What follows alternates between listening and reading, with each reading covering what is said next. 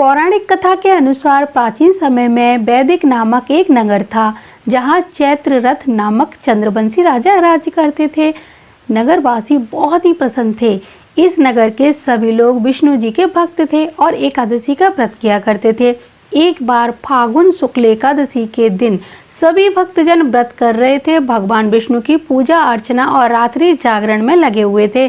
तभी वहाँ एक महापापी और दुराचारी शिकारी आया। वह भी वहाँ रुककर भगवान विष्णु की कथा तथा एकादशी महात्म्य सुनने लगा। इस प्रकार उस शिकारी ने अपनी पूरी रात जागरण करके व्यतीत की।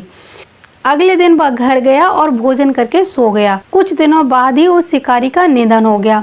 शिकारी के पापों के कारण उसे नरक भोगना पड़ा, लेकिन उसने अनजाने में ही आमलकी एकादशी व्रत की कथा सुनी थी और रात्रि जागरण भी किया था।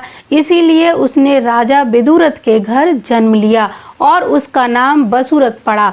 एक दिन बसुरथ जंगल में भटक गया और एक पेड़ के नीचे सो रहा था। उस पर कुछ डाकुओं ने हमला कर दिया, लेकिन उसके अस्त्र शस्त्र का राजा पर कोई असर भी नहीं हुआ और राजा सोता ही रहा। जब राजा की नींद खुली तो उन्होंने पाया कि कुछ लोग जमीन पर मृत पड़े हुए हैं। उन्हें देखकर राजा समझ गया कि वह उसे मारने आए थे। तभी आकाशवाणी हुई कि हे राजन, भगवान विष्णु ने तेरी जान बचाई है।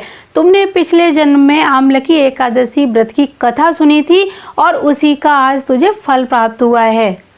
तो ऐसी है आमलकी व्रत की कथा। तो आप सुनिए, जो लोग कथा सुनकर इतना पुण्य प्राप्त कर सकते हैं, तो जो लोग इस व्रत को करते होंगे उन्हें कितने पुण्य की प्राप्ति हो रही होगी।